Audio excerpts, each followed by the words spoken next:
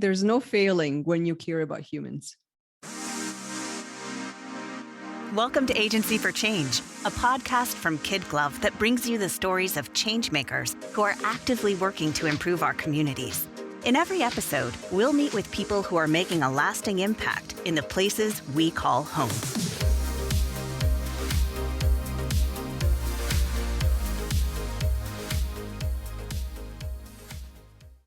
All businesses have assets in one form or another. This could be something like the computers your employees use, the desks they sit at, the office you work from. At KidGlov, we like to say that our people are our greatest asset, and today I'm going to speak with two individuals who I would bet are inclined to agree with me. They're experts in human-centric solutions, helping companies foster collaboration and community by encouraging people to bring their most authentic self to work. Welcome to the Agency for Change podcast. I'm Lynn Weinman, President and Chief Strategist at KidGlov. My guests are the founders of Siamo, Cristina Amigoni and Alex Cullimore. Siamo is a company focused on the human experience in the workplace by providing development programs, coaching, organizational change management consulting, and people experience solutions. Cristina and Alex, welcome to the podcast. Thank you, Lynn. So excited to be here. Thanks so much for having us. Oh, yeah. I'm looking forward to talking to the two of you. We had a conversation once before, and it was a lot of fun. And I'd love to start with you, Alex. For someone who isn't familiar with the work Siamo does, can you give us your best high-level overview of the company? How much time do you have? Let's well, generally less than an hour. How about that? So we started Siamo with a few different ideas in mind, but what really bonded Cristina and I was the people experience at work and trying to get work to be a little bit of a more authentic space so people can bring themselves to work and then work a little more comfortably and then be able to introduce work functions and processes and leadership mostly, because tends to be where it all starts, leadership that will allow for people to express themselves and actually work in more natural ways and work with life rather than working against it. We do anything really from, at this point, a lot of organizational coaching and consulting to try and manage a lot of the people side of things, to some workshop developments with mostly leadership development programs and emotional intelligence, anything that helps people engage as people. I love that so much. You know, it's amazing how the world has changed. I hate to say it, but when I started working in the 80s, I was a mere child. We didn't talk about that kind of thing at all. It was go to work, get there early, stay late, keep your head down. But this makes work a lot more enjoyable when you focus on all of those things. And we're going to talk more about Siamo in a moment. But first, I really love hearing about people's journeys, right? And Cristina, I know you have a long history as a consultant and a leader at a number of organizations. And I also read that you were a sommelier. I'd love to hear the common thread for you in each of those roles and how you got to where you are in Siamo today. That's a very good question. And I actually never thought about that before. I think the common thread has been to help people be the best they can. So I started my career in a summer camp in Switzerland, helping students of all ages from 7 to 19 at different stages of their lives and at different stages of their summer camp experience. And what really drew me to that was the connection with each other and also understanding different cultures. The camp had about 200 kids every couple of weeks from 80 different nations. So there was a lot of opening up and looking at the world from somebody else's perspective. So I would say that the common thread is connections with people and also the empathy piece. So how do I understand somebody else's perspective and not see it as a zero-sum game? So not see it as they're wrong and I'm right and my way is the only way, but as learning together and finding the beauty in all of that. I love that. That's really beautiful. How does the sommelier role tie into all of this? Well, I would say wines have all their own personalities too, and they're all very different. I like that. No, the sommelier thing was actually fairly random in the sense that I grew up in Italy, so wine was all around me. I was one of those most common Italian children, which were told to drink wine or being offered wine, and even with water, just to start building the taste at a young age. And I never really liked it. I started liking wine after college, actually, when I went to a wine tasting in New York when I lived there. And that's when I realized, I'm like, wait, there's actually a lot of different, even the same variety, because that was the wine tasting, was one variety by 100 different producers, has a lot of different personality, as so much goes into making the wine, and it can be enjoyed in so many different ways that then I just wanted to learn more. It was that diversity. I'm like, wait, I want to learn all about the diversity that's out there. I love it. You even had empathy for wine. I like that very much. Alex, let's hear about your journey. My understanding, your career spans acting, stand-up comedy, software development. Those are very diverse things. What were you able to take from each of those experiences? And do you find yourself using acting or comedic skills in your role today? Yeah, it's been a winding journey, that's for sure. Started out in college. I kind of made a goal of trying to take a class from every discipline I could. I tried to at least one from as many different schools as I could. And so I did most of the 101s, and really just the through line for all of these was that it was curiosity to figure out how things work. And I love just, learning more about how everything fits together, how people fit together. And of course, humans are I think the most complex challenge on top of that. So when you get to do things like understand a little bit more about how languages are put together, how organizations are put together, how people start to work with each other, it's always fascinating, because there's always more to learn, and there's always something you didn't anticipate coming out of it. And I think that excitement and that variety has really kept it always moving forward. And I would say that, yes, absolutely, use acting and comedy most of the time. Comedy is a great way of lowering people's defenses and keeping people engaged, and it keeps a lot more excited conversations. You can get to really the heart of what makes people tick, and let them express themselves and work in much more comfortable ways, which has come out a lot in what we get to do, especially when we get to do coaching and workshops. And then it's just a fun thing to add to the podcast. Just start to look at the world a little bit ironically. I love that. I love that very much. So you both came from very different backgrounds. How did the two of you connect to form the company you have today? And Cristina, let's start with you. So we actually worked together at an HR technology company, where I was working on the people side of the change for our customers and internally, but mainly helping our customers learn about the new technology and adopt it, and going through all the change management pieces of getting up and running. And Alex was working on the data side. As part of the change management, I really needed to understand what was behind the curtains of getting this technology up and running for our clients, and understanding, what do our clients need to know, and how do they get the information they need at the right time. And so Alex, being a big part of the data conversion piece, converting old HR data from legacy systems to the new system was a big deal, and one of those crucial pieces of the implementation. And so I started kind of asking him, like, what's going on? Can you explain it to me so that I can see it from our client's perspective?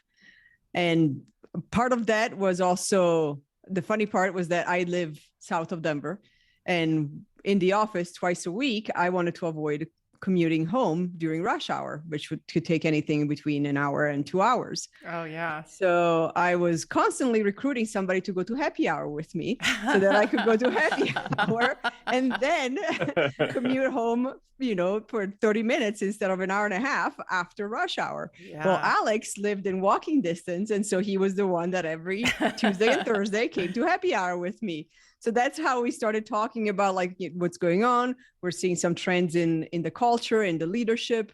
We're seeing a lot of people that are doing a lot of really hard work and are very passionate and really great people. And yet they're in tears and they're frustrated and they're burnt out. And so how do we solve this? Yeah. And so that's how we kind of started talking at happy hour on what's, ideally, what's our vision of how to fix this? I love the happy hour thing. I mean, I imagine some of those notes were written up on bar napkins, right? Definitely. A lot of great ideas on bar napkins. Alex, how did you know, that, hey, this is a person that I want to take that leap and start a business with? That's an interesting question. I don't know when we really converted over. I think we had so many ideas at happy hour. We tried a few different angles. We started to realize that we just enjoyed the fact that we could acknowledge each other's struggle in our own domains. We were trying to figure out what we could do, and then we kept getting other people asking us what help we could give them. And so when we started coming up with more ideas, I think we got into just a groove of idea generation. I think we both enjoy creating things, and it became pretty natural just to start bouncing ideas off each other. And so I think Cristina left the company a little bit before I did, and we just kept in touch and kept coming up with ideas. And we knew at that point, like, all right, we're going to have to start something with this. And we thought originally this was going to be more some software products. It worked in software for so long. And we ended up seeing the more common threads in the leadership side. And it kind of grew organically over the years, but it was pretty clear, I think, even before we left that company, that we wanted to do something and wanted to work together. Yeah, it seems like a really smart decision too, because I feel like now, as we've all been through the craziness of the last couple of years with the pandemic, right? It's revealed, I think, a lot of workplace issues, and it's maybe made it more normalized for us to talk about things, or many of us to talk about things that maybe we wouldn't have before. But I know in talking with you, you focus a lot on authenticity and human first approaches, which seems honestly kind of seems like common sense, but yet we all know it's not, right? So could you tell me, Alex, how does this mindset tie to an organization's culture, and why does it matter for someone to bring their true self to work? I think it's funny you mentioned that it's common sense, because we've had that conversation many times. Like, are we just saying what seems obvious? And then sometimes you say it and it's a total new idea to people, though. They'll be like, wait, you can operate that way? Like, yeah, right. You can focus not only on can people. you probably should. Yeah. You mean you don't operate that way? Oh, it's amazing. It's amazing. So are there limits to encouraging people to be their true self at work? Like, really, how far do you take it? I think to think of it as there's that old quote. I think it's maybe like Benjamin Franklin or something. It's your freedom to swing your fist ends where my nose begins. And I think really it works. That makes me want to cover my nose.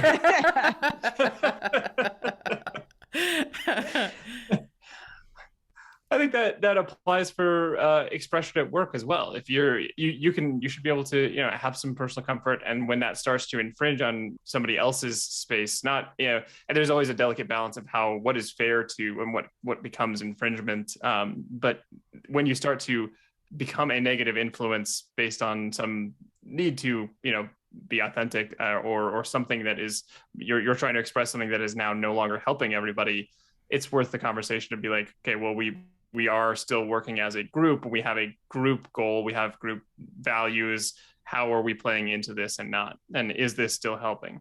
I think there is a limit, and it usually comes where it starts to sacrifice the group. The group. That makes a lot of sense. So how, and Cristina, this one's for you, how do you actually then help clients navigate these boundaries, right? For something that maybe seems like common sense, things that your mother maybe should have taught you, but it doesn't happen. We all know it doesn't happen.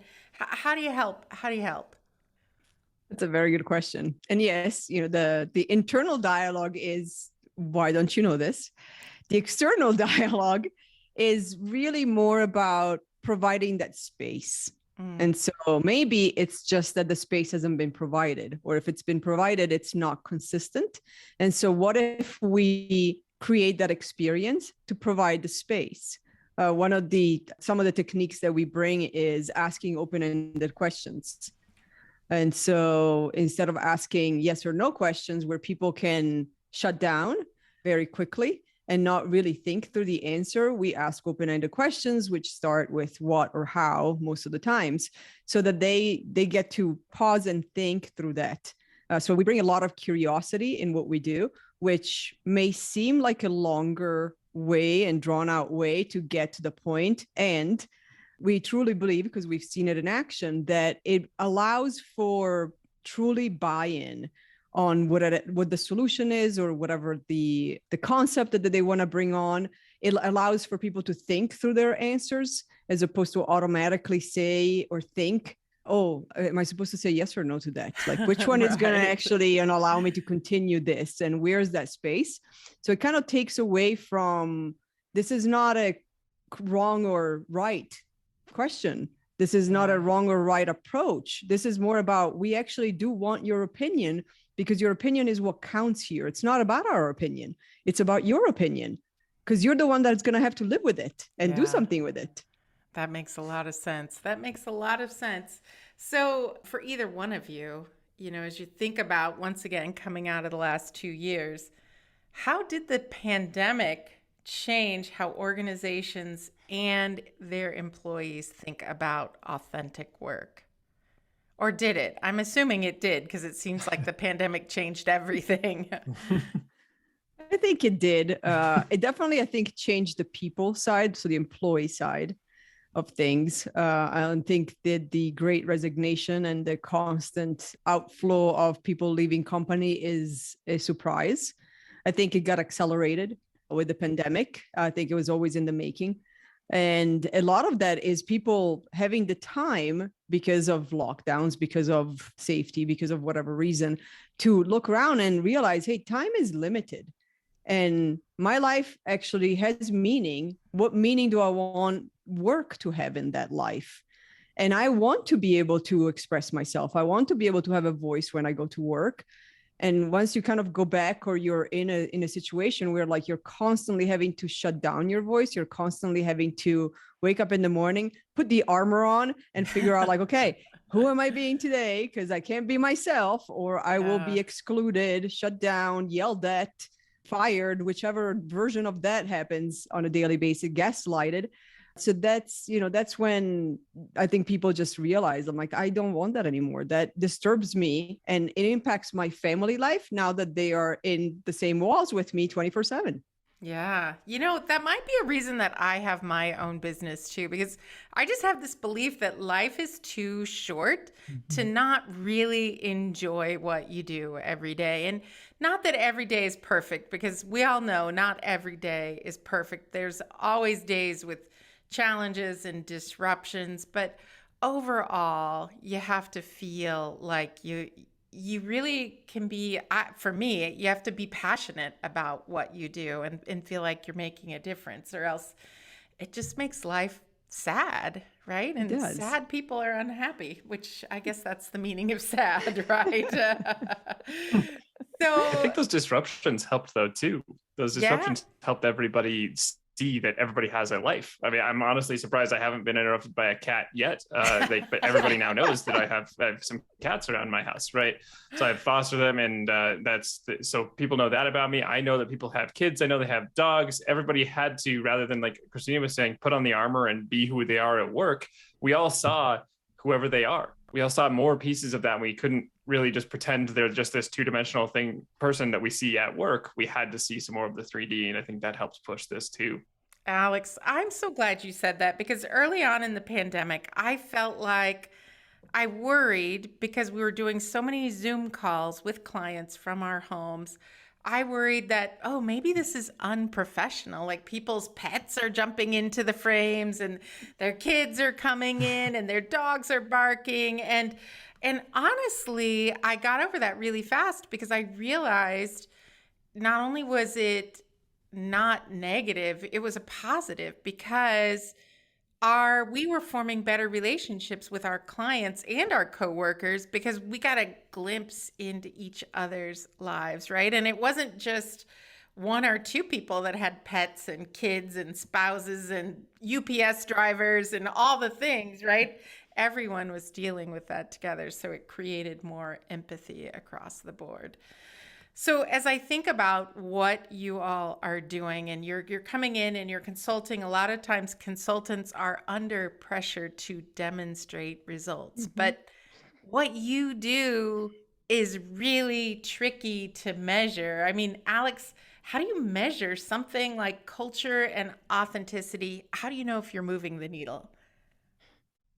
I love all kinds of publications on, and anybody who has ideas on how to measure this, because it's always something interesting, and there's a lot of weird ways to do some of this. And one of the things we like to teach is deep listening. You do a lot of like listening for the tone behind what people are saying as well as what they're saying. And that, I think, once you start to train in that and start to practice that, you can start to feel the different culture so when we do this with leaders and we start to teach them about deep listening, you start to listen for how people are talking about work. And there are, basic things like the pronoun test. Like, do people refer to their company as, oh, well, they chose to do this, or do they say, we're doing this? If you say the we, you are connected. You're already subconsciously connected more to this. When you start to have one-on-ones that are a little bit more casual, when you have that connection where you can talk about things and it's not just a litany of here's what I did and here's what needs to be done next. And so it becomes determining when the content starts to change and when there gets to be that deeper level of comfort. And when you go from having to pull issues out of people and say, like, is this project working out or not? And then you don't find out until later that it's not. And when they start coming to you and saying, here's an issue, I think we should address this, then you're creating that comfort, you're creating that change. And it becomes a lot of that listening for those little cues, on top of very helpful things like surveys, as long as you can ask this in an anonymous enough way that you're getting genuine feedback. But the funny thing is, when it starts to work out, nobody even thinks of needing surveys because it's working fine. Because they're just talking. They're just talking to each other, right? Wow. I love that. Yeah. The pronoun test, that is really, really, I think, a good test.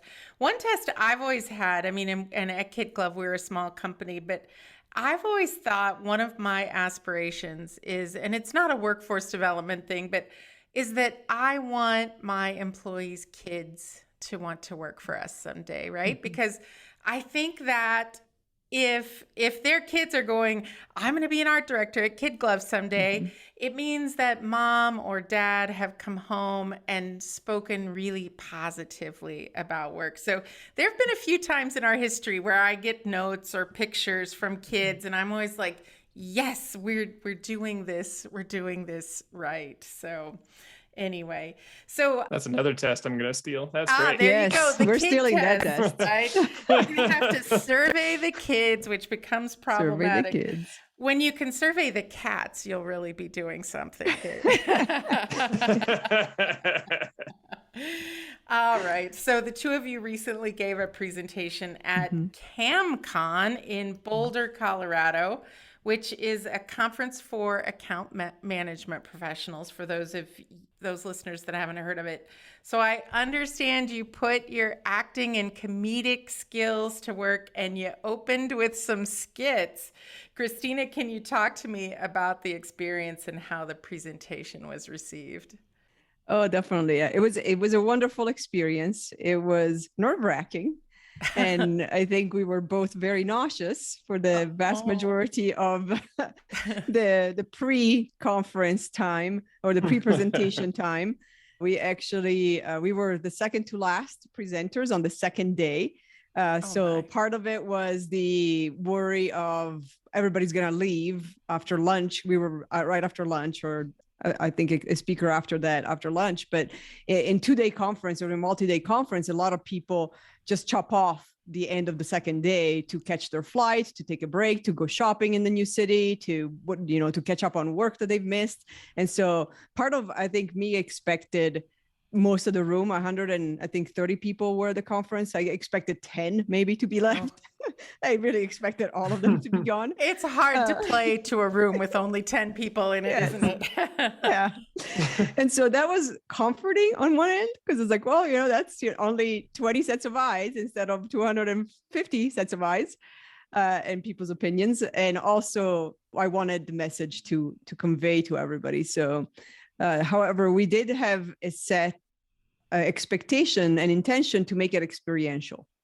So we wanted for people to not just read slides and listen to us, but we wanted them to experience some of these skills and some of these things that we talk about, like deep listening, open-ended questions. And so that was a big chunk of it, was everybody partner up, stand up, because you're all falling asleep after lunch. So first stand up, then find someone to partner with and start a conversation using these guidelines and parameters. You can't, the listeners, you have to acknowledge and validate and listen. You're not allowed to ask questions. You're not allowed to provide your opinion. You're not allowed to change it around and tell about your story in a similar situation. We're talking deep listening, and it's hard. It's uncomfortable. It's unusual. And you'll see what happens, then come back with observations. And some of the comments we received and the feedback we received during the exercise and afterwards were how humanizing that was, which, as a company that's focused on creating human experience and humanizing communities and organizations, I would say that was a success. Even if one person thought it was humanizing out of 130, we succeeded. Fantastic. Okay, you've mentioned deep listening a couple of times. Like, can you give us some pointers on becoming better listeners so we can all create a more human experience? Definitely. Alex, you want to kick off? Sure. So there's a few things. First, there's like one thing we said before, and this is definitely the key to deep listening, is really listening, as they say, with the hairs on the back of your neck, like listening to not just what is being said, but the tone.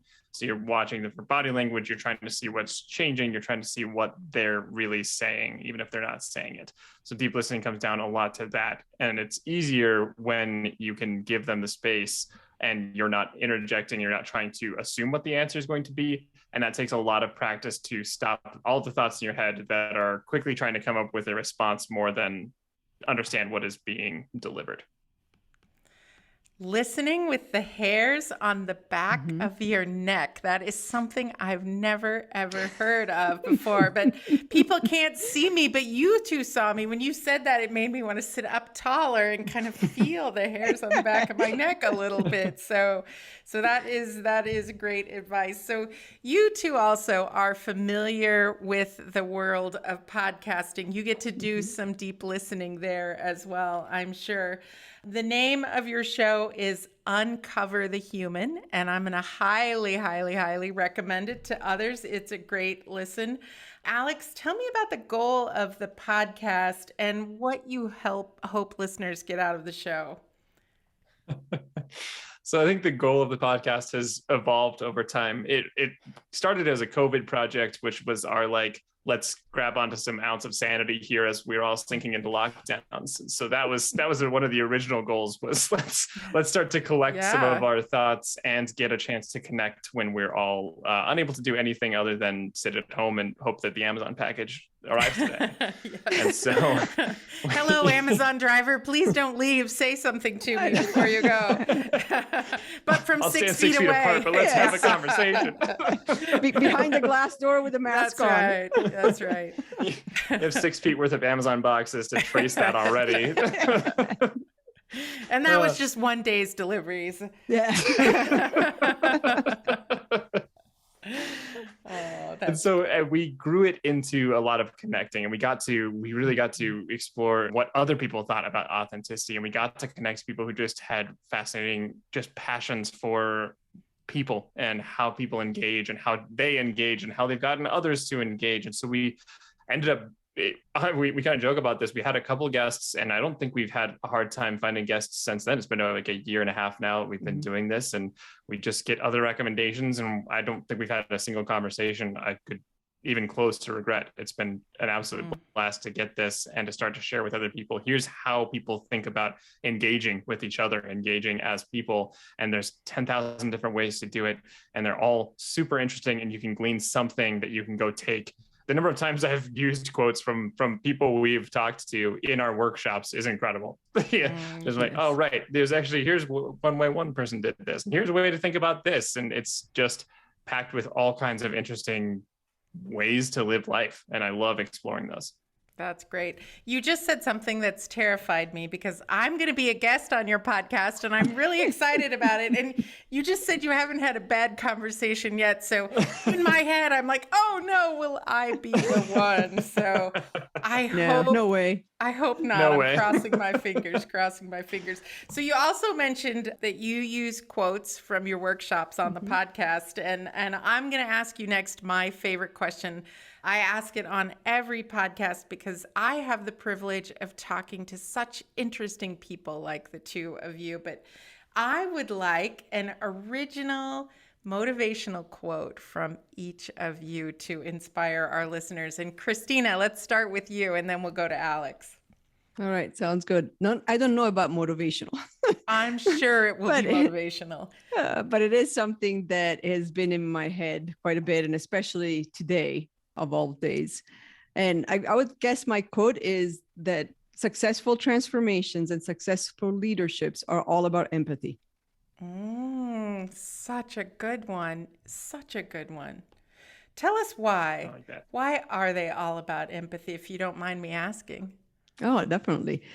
Well, I think it's because both are very human first, meaning there is no transformation that doesn't involve humans. And if there is one, I would like to find out what it is.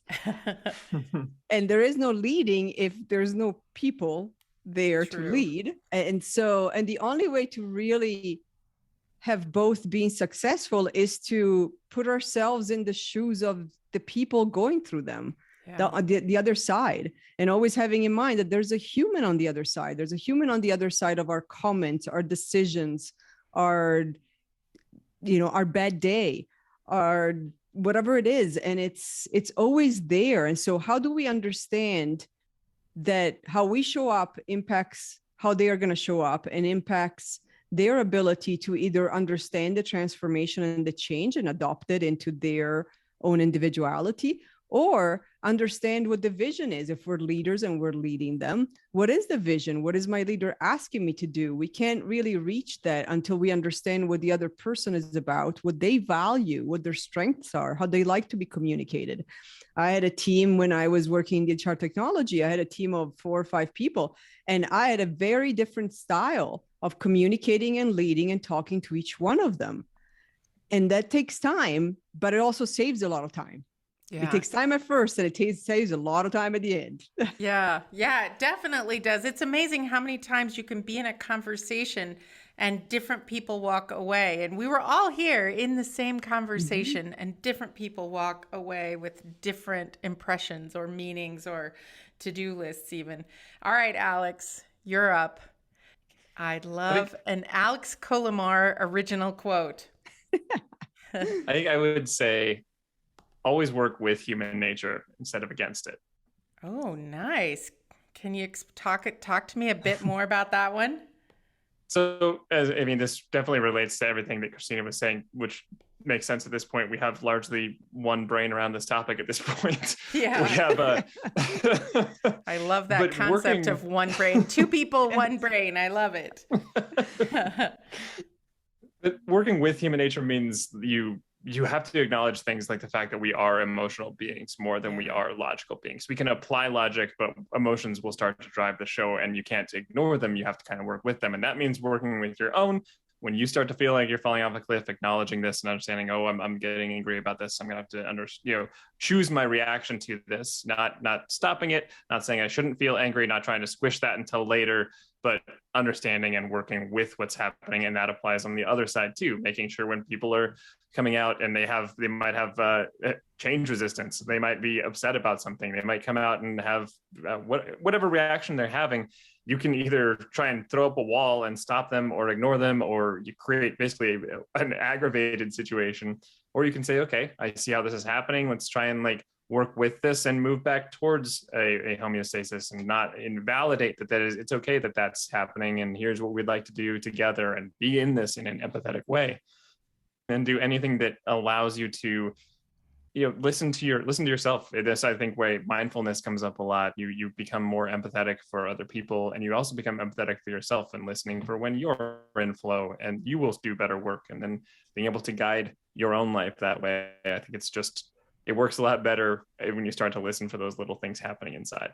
That's great. I love the idea of being empathetic to oneself also, right? Like you can have empathy towards yourself, and that if you can kind of give yourself some space, it's then easier to give other people space, I imagine. So there's a great feeling to that. So Alex and Cristina, for our listeners who would like to learn more about your work, maybe book you for a conference, book your services, how can they find out more about Siamo?